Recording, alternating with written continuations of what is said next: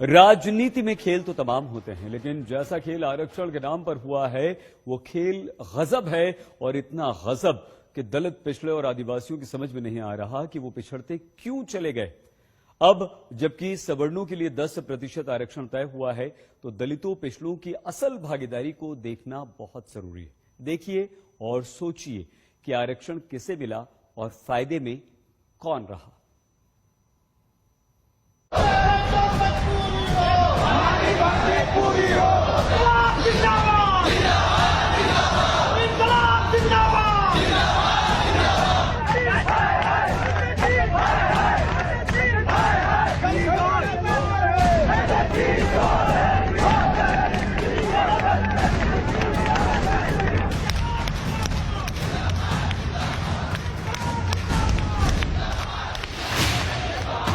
हंगामा मचा हुआ है आरक्षण पर। सवर्णों को 10% आरक्षण के लिए संविधान बदलने के साथ ही योग्यता के सारे सवाल खारिज हो चुके हैं। दलितों, पिछड़ों के लिए कोटा अपराध से निष्पाप हो चुका है, क्योंकि सामने 2019 का चुनाव है।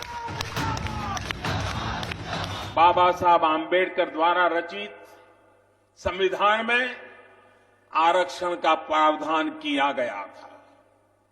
ये मेरे उन भाइयों बहनों को समानता देने की ऐतिहासिक कोशिश थी जिनके साथ जाति के आधार पर भेदभाव किया जाता रहा है। क्या वाकई ये सच है कि नरेंद्र मोदी ने पहली बार सवर्णों के लिए सोचा है?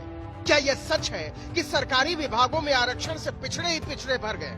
क्या यह सच है कि आरक्षण से दलित ही दलित भर गए हैं? या क्या यह सच है कि आरक्षण से आदिवासी मजबूत हो गए?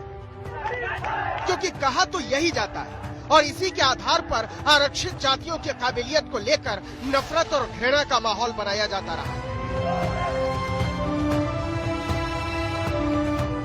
तो दलितों, पिछड़ों को आरक्षण का सच क्या है?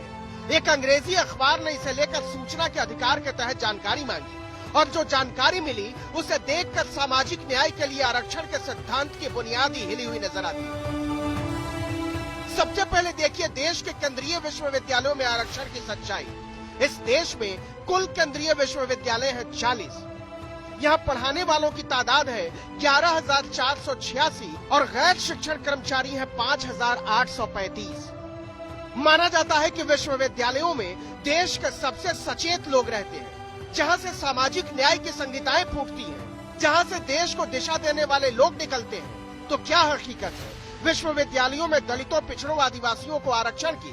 गौर कीजिए, इस देश के केंद्रीय विश्वविद्यालयों में कुल प्रोफेसर हैं 1,125 और दलित केवल 39, मतलब 3.4%। और होने कितने चाहिए? कम से कम 15%, मतलब 169। आदिवासी प्रोफेसर केवल 6 और होने चाहिए 84, और पिछड़े प्रोफेसर एक भी नहीं, लेकिन न्यूनतम होने चाहिए 27%, मतलब 304। अब देखिए सवर्ण प्रोफेसरों की तादाद 1071, कितना? 95.2%, और अधिकतम होने कितने चाहिए? सिर्फ 50%, मतलब अधिकतम 562। क्या इस बात पर आप यकीन करेंगे कि 1 अप्रैल 2018 तक भारत के किसी भी केंद्रीय विश्वविद्यालय के किसी भी विभाग में 28 साल के आरक्षण के बाद भी पिछड़ी जाति का एक भी प्रोफेसर नहीं था? लेकिन यही सच है।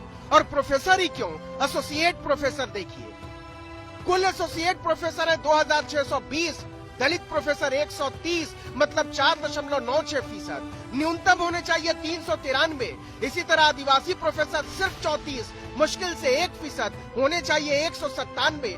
और पिछड़े एसोसिएट प्रोफेसर एक भी नहीं, लेकिन न्यूनतम होने कितने चाहिए? 707।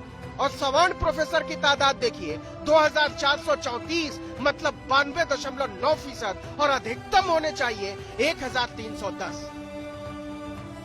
मानिए न मानिए, लेकिन खुद भारत सरकार मानती है कि आरक्षण के तमाम दावों के बावजूद, योग्यता को दरकिनार करने की तमाम मान्यताओं के बावजूद और सवर्णों को पीछे रखने की तमाम दलीलों के बावजूद इस देश के 40 में से एक भी केंद्रीय विश्वविद्यालय में 1 अप्रैल 2018 तक एक भी पिछड़ा एसोसिएट प्रोफेसर होने के लायक नहीं माना गया।